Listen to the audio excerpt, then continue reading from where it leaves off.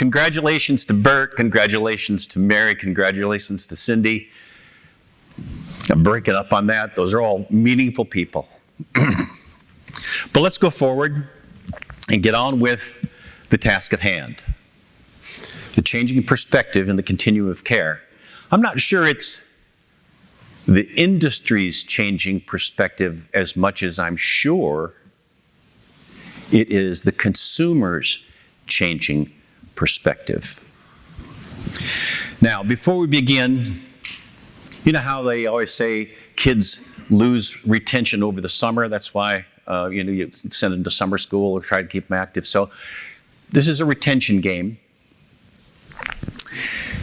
If you're here last year, this really speaks to you. So when residents say choice, you hear control. Residents say choice, you hear control. There are only about 8 of you that participated in that, so I'm worried about your retention. But nonetheless, let's start here. You've probably all seen this map. It's produced by Ziegler. This is from a 2020 version. It may have been updated, it may not, but it tells this story. There are 1,951 communities classified as life plan in the United States. You can see where they all are located by geographic. And Nick tells us that 44% of all the senior living communities in the United States are 25 years or older. You've all been to the conferences. You all have heard about this. I'm not going to belabor it, but I'm repeating it for a purpose. The projected supply of senior living is not equivalent to the projected demand.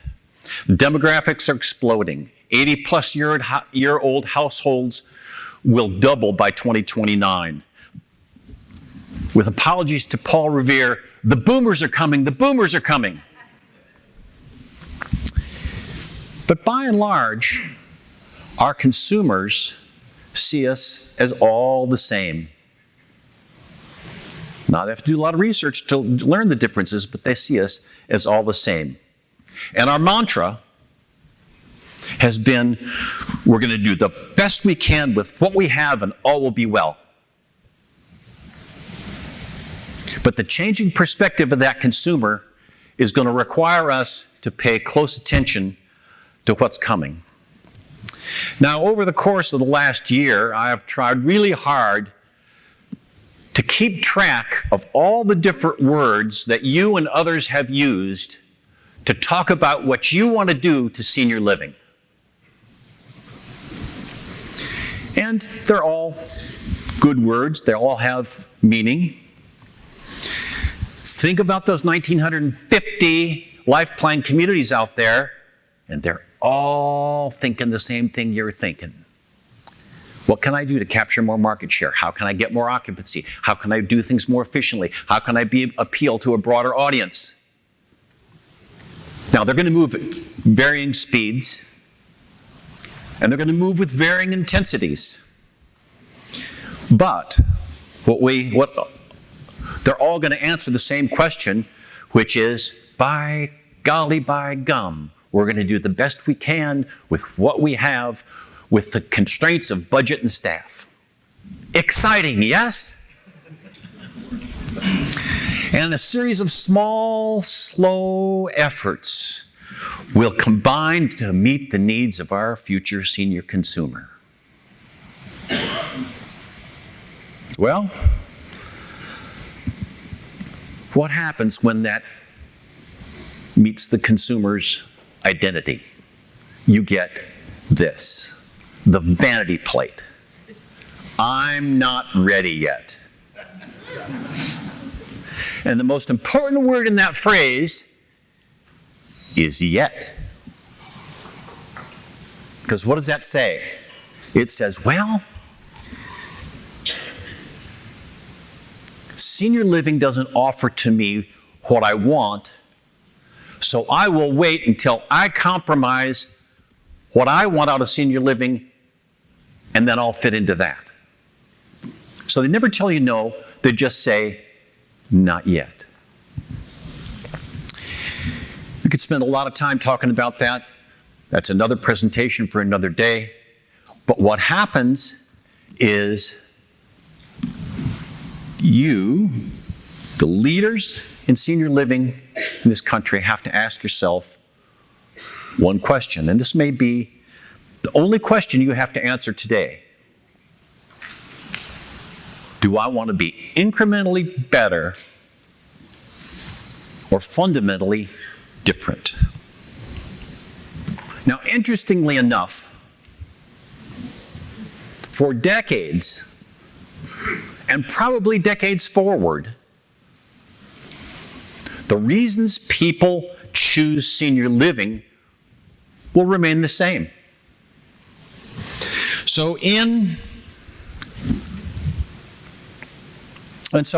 it's the offering they judge. The reasons stay the same, but it's the offering they judge.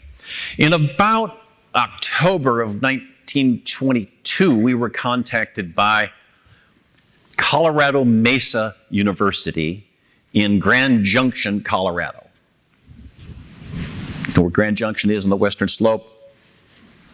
Go out there, get a car, tank of gas, go west, you're in Omaha, or you're in Utah. And so we were contacted by them, and they said, well, the university is interested in building a senior living community on our campus for the community at large and for our retirees, and we're really interested in this. We want to talk to you about it. We know you have some experience doing that, blah, blah, blah. And we had a nice conversation and talked for a long time about how this might work. And it took me about 3 conversations to figure out that this guy was a PhD in consumer research. Yeah, this is going to hurt. So we went through all the research, and his goal, and he had a phalanx of students and one person who was doing their doctoral dissertation on this topic, why people choose senior living. So we went through this process and talked to them a good bit, and they came back and they said, we are going to conduct the best research ever about why people choose senior living. We're going to conduct it with all the science, all the discipline that we possibly know, and it is going to be airtight. And we are happy to share it with the world, but we are going to use it to design the community that we will build in association with Colorado Mesa University. And so they did that. So I talked to him about the end of the first quarter of 2023, March, and I said, hey, how's it going? Good news. We have written our research proposal. We have conducted peer reviews. We are ready to go into the field. Okay. Next quarter, I talked to him again. He said, good news. We've been in the field. We have all of our information. We are in the process of tabulating it now. And oh, by the way, we've hired other peers at Arizona State University to conduct a peer review and to make sure that our research is correct. But we're going to get there, airtight. Okay. So, fall last year, they produced this airtight research about why people choose a senior living community. Now, any of you could have written this down and told them this.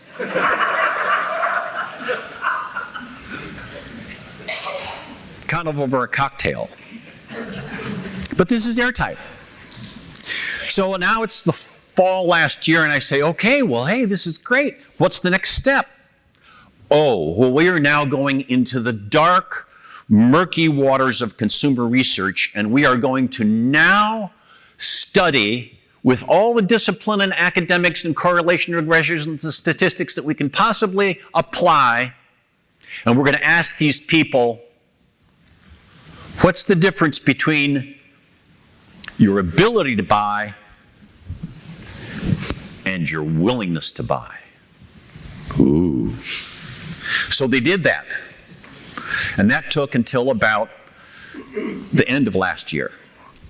And that turned out this. So now they start with saying we have this airtight information about why people buy senior living. Now we're going to find out what they're willing to buy and what their ability to buy and what their willingness to pay for is. And they came up and they said, our research shows with 93% confidence ratio, pretty dang high, that our people will buy 2,000 square foot cottages with a la carte meals, maintenance included, healthy dining, and they will pay a $150,000 entrance fee and a monthly fee that's equivalent or less than their Social Security.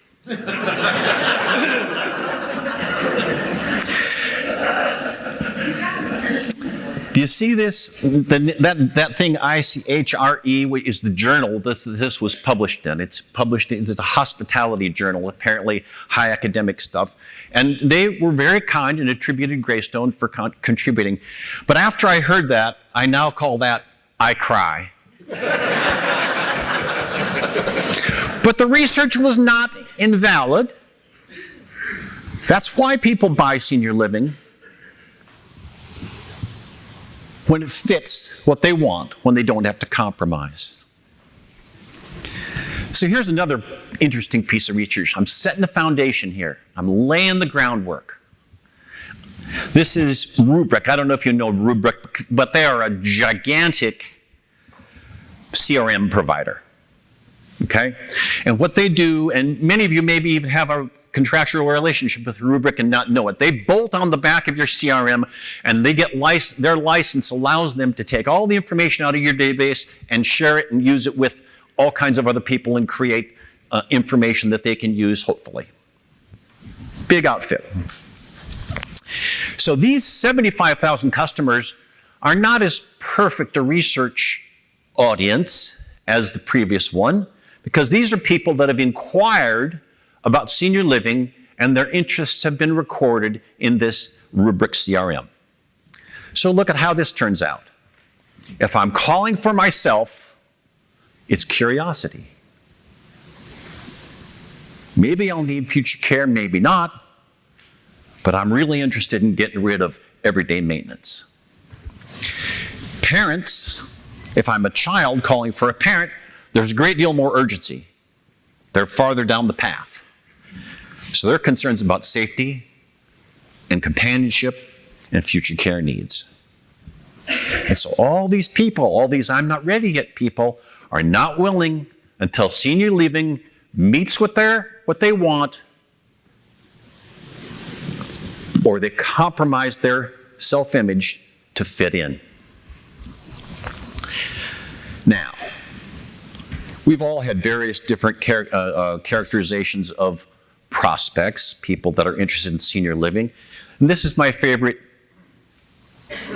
categorization of them. Planners, procrastinators, and crashers. Planners are the fun people. They come in, they know what they want, they've got the money, they've got a second home, they've been on a trip, they're active, they're interesting, they're engaged, they have sought out senior living, they've done the research. That's the planner. Fun people. Love them to death. Then we get the procrastinators. They're the ones that say, I'm not ready yet, and why should I spend the money until I need it? I'm never going to go into long-term care. That's what you guys provide. And your databases are bloated with these people. Bloated.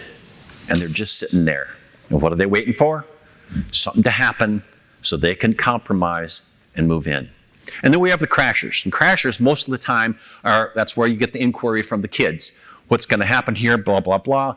And usually it's too late, and they're the people that move directly into assisted living, memory care, or skilled nursing. So you have 3 different categories. And they will tell you which category they belong to by their language. Here are some examples.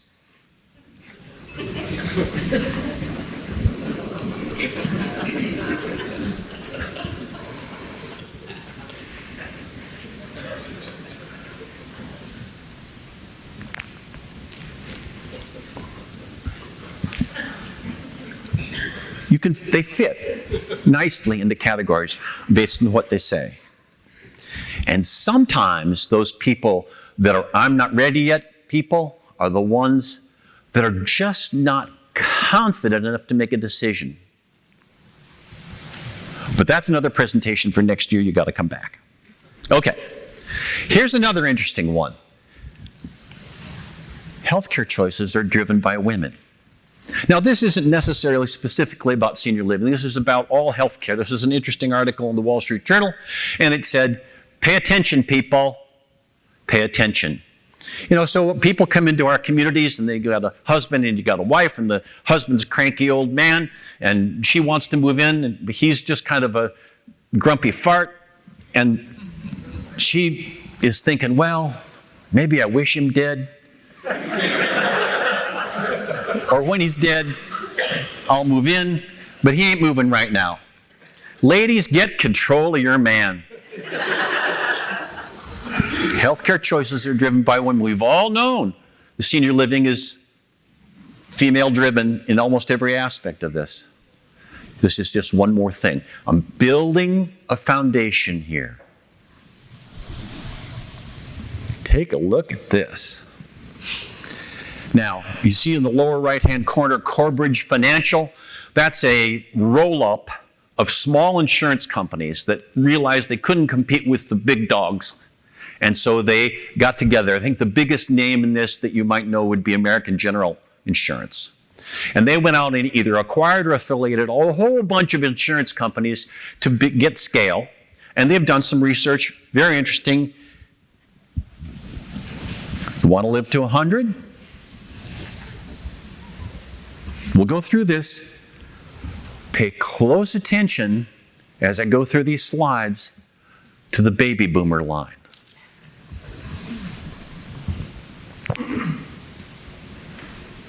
Golly, a lot of people want to live to 100. Those people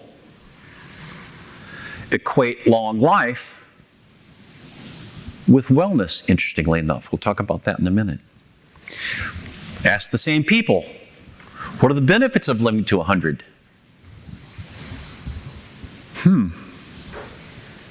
I want a better life in retirement, or maybe the best life I can have in my later years.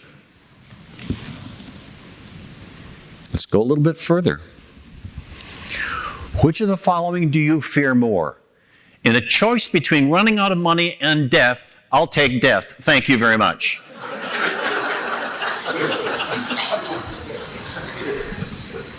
Oh yeah, so what's that? I'll take death for 400. Yeah.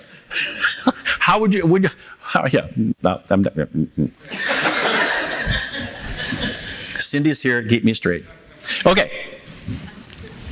They fear death. They fear running out of money more than they do death. They're living a long time. They don't know what the future holds. I don't want to run out of money. Okay. What do I do? What the heck do I do?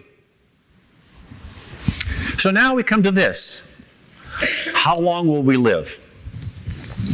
So this is a study that is very wobbly, but it's interesting conclusions and is delivered in this book named Lifespan. And so this guy says, you know what, we're not that far in the future from DNA monitoring. We're just not that far. So in the next 10 years, we can probably expect to expand our lifespan by 10 years. So the potential for 10 years, by golly, we're going to put an estimate for 10 years. Same as you go down the list. About every 5 years, one more of these things is going to roll on into our ability to extend life. And 30 years out, we'll be doing genetic modifications and all kinds of stuff, and we'll be extending life for a long period of time. And you add that to the current 80-year life expectancy, and by golly, people are living to over 110. Ooh. Most of you, by the way, will live to 100. So save up. But 30 years out, people are going to live a long, long time. How are they going to work in those buildings and those service programs and plans that you have right now? How are you going to morph between now and then? How are you going to repurpose those buildings that may not serve the same consumer that's going to knock on your door in 30 years? Which has created all this, the longevity industry.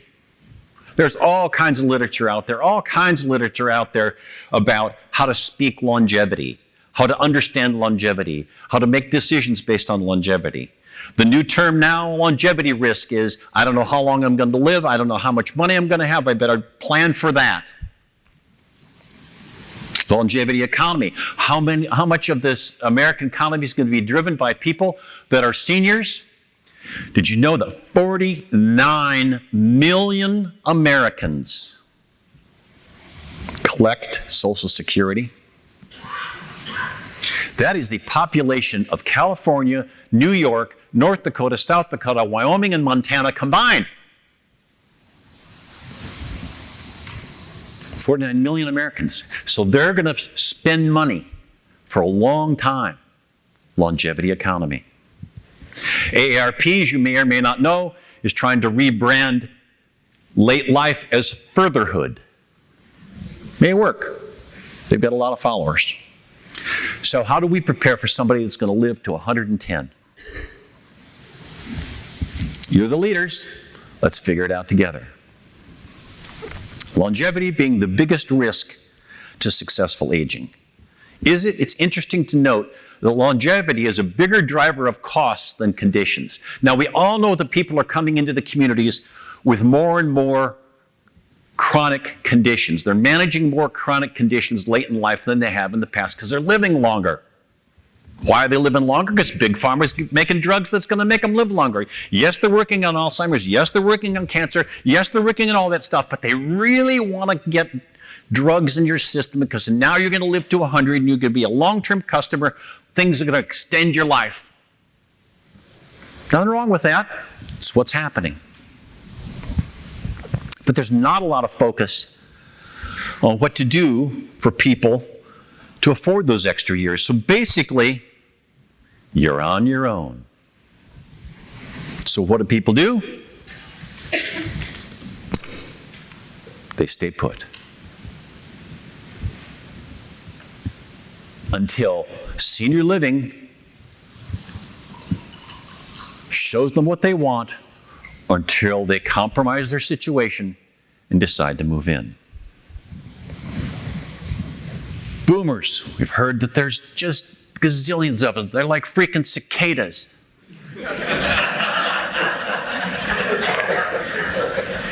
You know, in most of your lifetimes, the number 1 million was considered to be a big number.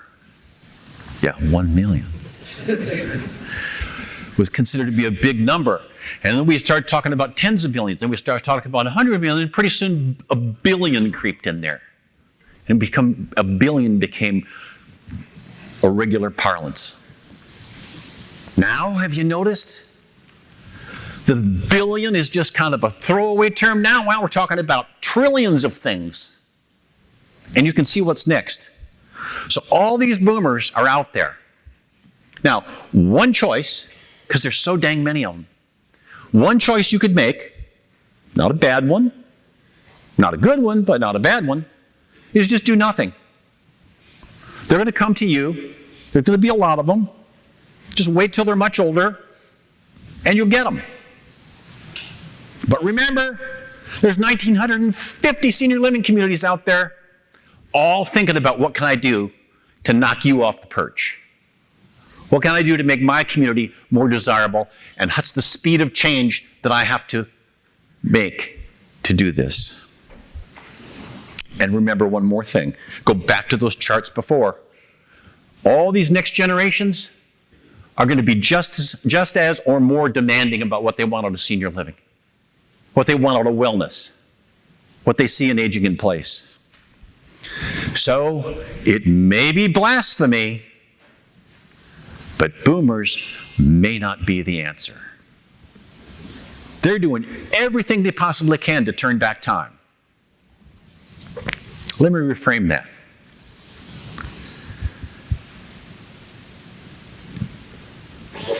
We are the answer. We are the answer to provide that lifestyle, those services, those values that they want, so there is no compromise. Let's just dig a little deeper. 2018, BlackRock came out with a big retirement provider survey. So that was 6 years ago, if my math is right. That means these people are now 80 to 100. They measured people that were 20 years into retirement and found that they had 80% of the money they started retirement with. Not bad. Yeah, they were anxious about their finances. Some of them said, I had enough money. But basically, they know how to save, not how to spend. These people are not boomers. Boomers are different. They're loaded. Why are they so stingy? Oh, you've heard all the reports that say boomers don't have enough money to pay a $400 air conditioning bill, and that may be true for a certain population, but the people that come into our front door are these. They're looking for a different kind of senior living, and these boomers are flocking to active adult communities. And you hear the words, oh, 55 plus. These people are not 55 plus. These people are 70 at the youngest. And what do they do when they move to an active adult community? Well, go back to the research we started with. They're covering all that top line stuff. Maintenance, activities, socialization. Why do they move? I want a better life. I'm fearful of running out of money. Let's take this lower cost option, which is the active adult for a while, get a good 10, 15 years, and we'll kick the can down the road and deal with what happens. Over here's Life Plan, us. And we're reaching for those younger people to bring them in. Come on, come on, come on. We got cool stuff. We're cool. Old people are cool. We're cool. And over here are the active adult. And they're reaching for those older people to fill those massive communities. And what happens when those active adult communities, populations, age? Those people want to stay put. They got their safety net all set up. And they're going to start bringing in services. They're going to start to age in place. They're going to say, I got a plan. Let's go with this. We're trying to drag them over here. They're trying to drag them over there. I got a plan. I'll just stay put. Let's talk more about the boomers. Different than the generation before. They continue to accumulate wealth. They own 28% of all the houses in the United States that have more than 3 bedrooms. They have stronger bequest motives, meaning they want to leave money to the church or the kids or the cat more than other generations. And longevity risk to them is very real. Their investment portfolios mirror a much younger age. You know, the classic portfolio investment is you take 100, the number 100, you take your age away from it, and that remainder is how much you should have in growth stocks or investments and fixed income stocks and investments. So you can do the math in your head. For you marketing people, there are calculators at the back of the room. But nonetheless, that's classic portfolio investment theory. If you're 50, you've got 50% in growth and 50% in fixed income. Boomers aren't that way. They still got 80% in growth stocks because they've ridden the stock market. They're going to live a lot longer. They know they're going to live a lot longer, and so they keep their investments at a higher growth ratio than classic portfolio theory.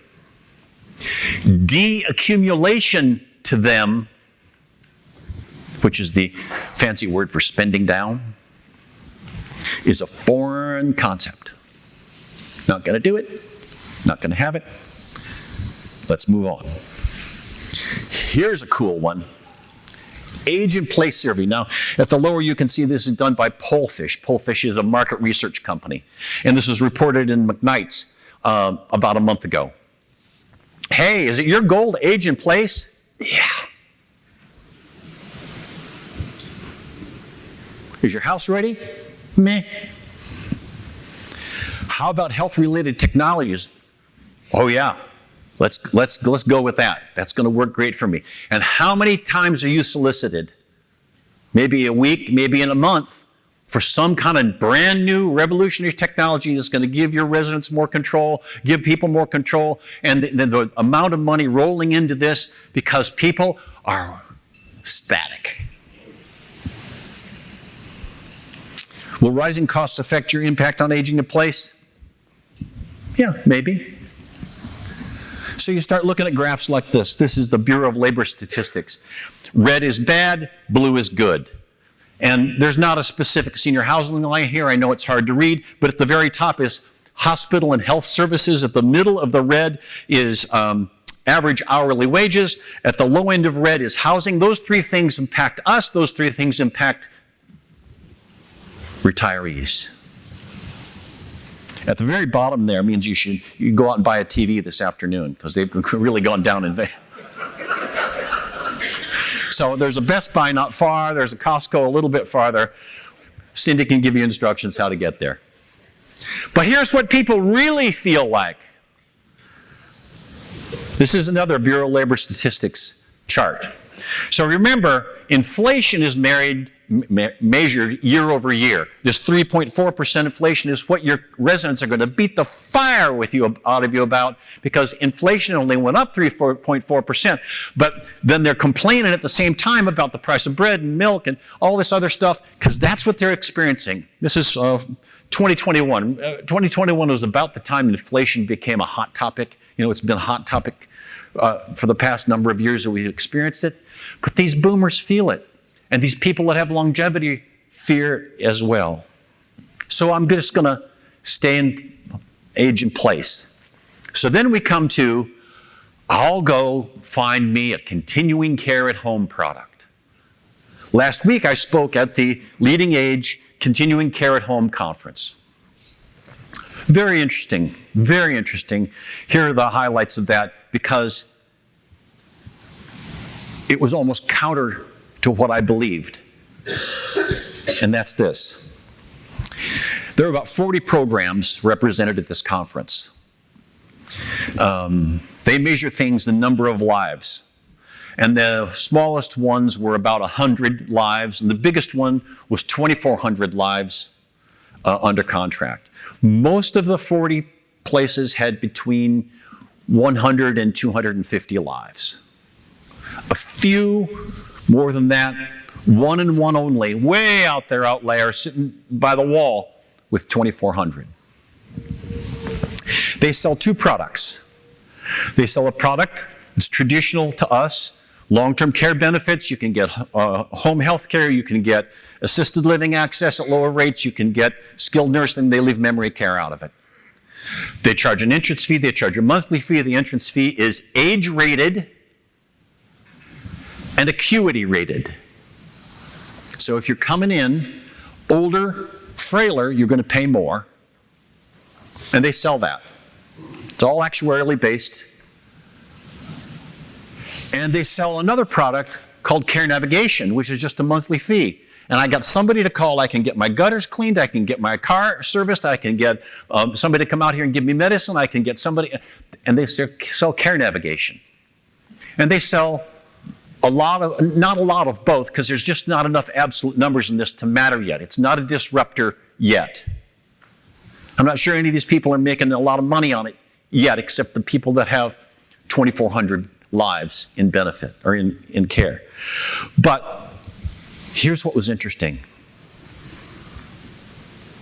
Very small numbers of these people that have continuing care at home contracts ever move into senior living.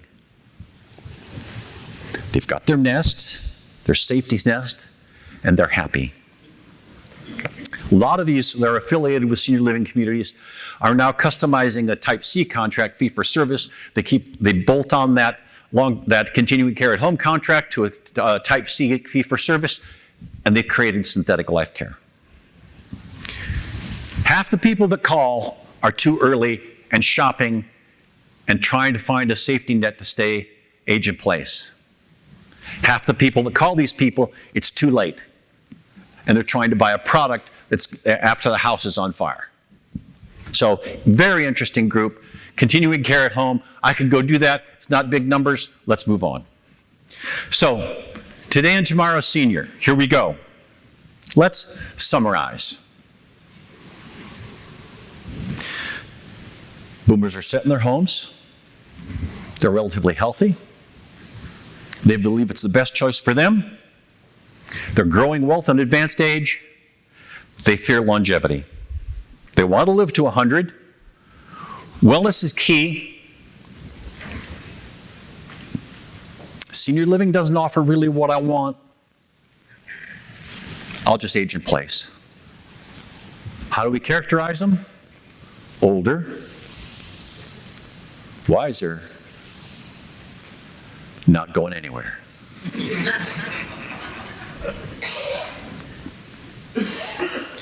Now, is this aging in place thing just a fad? Mark talked about that in his opening remarks.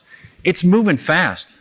It's in the psyche. It's buried deeply in the psyche of these people. They want this. They think this is the answer. It's like the drink du jour.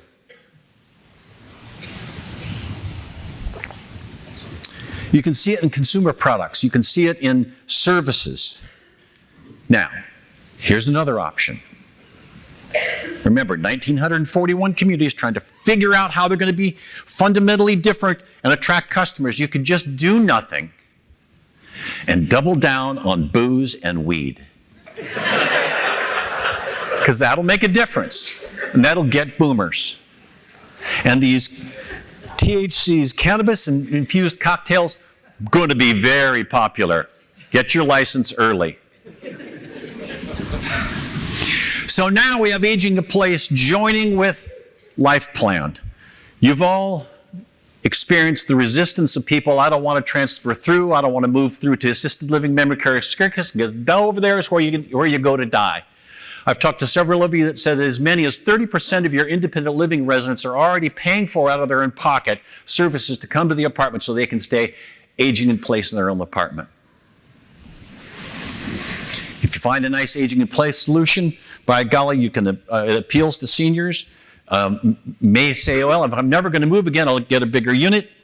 There's a lot of deniers out there, and I'll just keep moving on. Aging in place does have its challenges. If we get these younger residents, they're going to stay a long, long time and threaten our turnover entrance fees, which are the lifeblood of our communities. Once they become older, they're going to create image issues where we have people going up down the halls providing services all the time.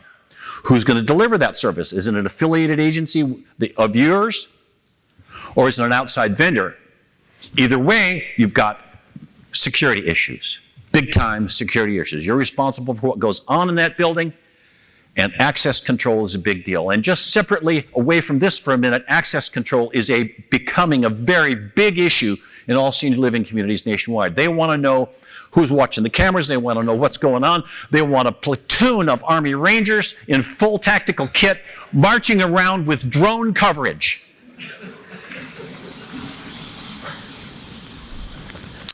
And if there's that many more people roaming around your halls, what are we going to do with them when they have staffs and go to the bathrooms? Got to think about this. Now, if we bring in older people managing more chronics, and they come in and they want to age in place, maybe we could turn over entrance fees faster. Is there a chance for revenue growth? Do we charge an access fee? Do we charge a monitoring fee of all these agencies that are coming in and out of your building? How do we price it? Can we change the business model to take away some long-term care benefits because it's going to provide benefits on the aging in place side? And we've all been cost shifting to residents. This could just continue on. Is the value proposition changing? You know, we've tinkered with choice about contracts and meals and long-term care options and benefits and activities. We're selling, you can feel the demand for larger apartments and cottages. Everybody wants healthy, appealing food. Not too healthy, mind you, but they want healthy, appealing food. They want to age in place and they want wellness. So wellness and aging are the hot topics and maybe the new value proposition of senior living.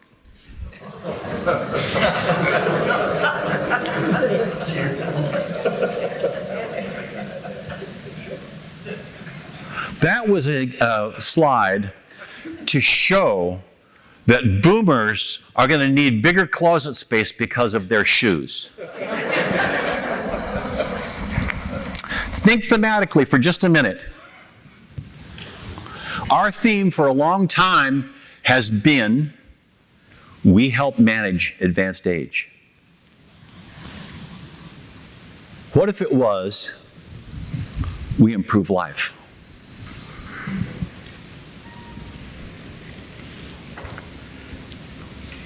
If 50% of all the seniors out there want to live to be 100, they don't want to face advanced age in the same way. So this aging in place thing appeals to a lot more consumers. But what unreasonable, unattainable, amorphous demand can seniors possibly make more than aging in place? Yup, you guessed it, wellness.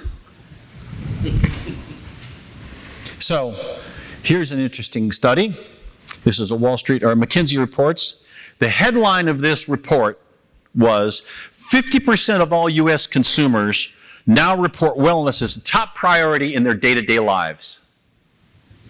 So there is really no standard definition of wellness. These are the dimensions of wellness that are generally accepted. So you know about GAAP, generally accepted accounting principles. This is generally accepted wellness principles. This is GAWP. And there's no real definition, but the point of it is, it's going to be demanded, and it's going to be part of it. And wellness is going to be a huge, huge thing. And it has many different definitions. We don't know how to necessarily include it. Do we price it? Is it a la carte? We don't know on that, but here are two very important statements, and that is, all age cohorts of consumers, all those generations. Ooh, I've got another one. Generally accepted generational groups. GAG. Okay. Sorry, it just came to me. All age cohorts of consumers are increasing spending on wellness and wellness products. We're not going to be selling wellness products, but that's okay because wellness services are the fastest growing part of this. Their values are changing. Remember, we started a long time ago talking about lifespan, then we started talking about health span, now we're talking about well span. The merger of health and wellness is wealth. All right, we have to stop transforming sick care image to a wellness focus. And you could say, should wellness be a strategic driver of our business? I would argue wellness should be the strategy. This branded wellness will explode. And branded wellness means, communities or organizations are going to define a product that's going to be beneficial to the customer and sell it to them because it's about how senior living works today. So big organizations are going to think these executive health programs where you have a physical and you monitor each day, you're going to collect a lot of data, it's going to go on down the road, and I have personal knowledge of lots of huge organizations in the throes of this, introducing it as a key market differentiator to get ahead of all the other 1,951 communities. And what is going to happen is people are going to get into it, they're going to like it, they're going to enjoy it, it's going to appeal to wellness, it's going to appeal to aging at home, it's going to appeal to these baby boomers, and they're going to be collecting all this information, and they'll all use gamification. You know what that is? Rewarding wanted behavior with points or making it fun. They'll all be doing that. And one day they'll have enough information that all these big senior living providers will join together in OBHF, one big happy family, and create a giant Medicare Advantage program for life plan communities only, just like continuing care insurance has provided insurance for communities. Get ready for that. So, we all know what you went through in the COVID and pandemic when you had to do all kinds of crazy stuff for employees to get them to come to work. That's that generation. They're coming behind. They want this wellness stuff. So you can see the list of all the stuff that goes on. Let us bring this to a close. Boomers, plus their money, plus long life, plus larger residences, plus the better life theme, plus wellness, plus aging in place is where we're headed.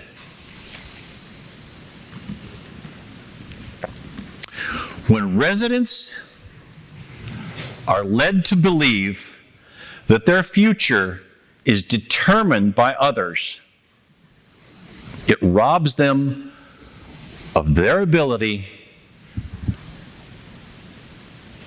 to maintain control of their own destiny. When they're robbed of the ability to determine their own destiny, they're rejected. What do we start with? Control. What do they want? Control. Most of you went through driver education training. Maybe you had your mom or your dad be patient with you as you learn to drive. Maybe you're a parent and you're facing that situation right now with a child or a grandchild. And eventually what happens, that young driver gets frustrated and blurts out, "Let me drive. Just let me drive." And that never leaves us. Whether we're 16 and learning to drive, whether we're 86 and living in a senior living community or considering a senior living community, let me drive. So I ask you the question, incrementally better? 1,950 of communities out there trying to figure out how to be incrementally better. Or leaders in your industry, fundamentally different. Now, if you had to describe a senior of today, these are my words: service-rich, choice-filled, wellness-focused, self-directed, aging in place. The opportunity is out there. Carpe diem, people. Carpe diem. Thank you very much. We're on break.